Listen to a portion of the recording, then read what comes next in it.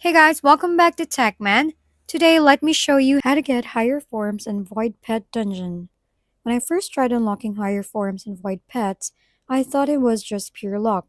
But after digging around the Vivid section, I realized there's actually a method behind it. If you want those upgraded forms like Lost, Sloth, or Greed, you need to work with Vivid mushrooms. I'm talking about ghost mushrooms, cosmic truffles, and dream reapers.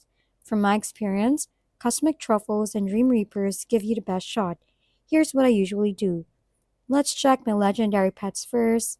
If you look beside their element icon, you'll notice an Uber rarity label under certain ones.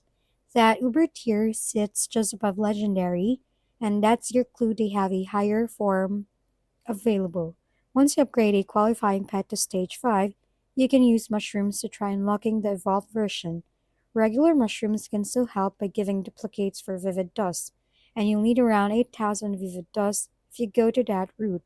It's definitely luck based, but knowing where to look makes all the differences. If we've been helpful, kindly give us a thumbs up and don't forget to hit the subscribe and bell button for more contents. For any questions and suggestions, comment down below.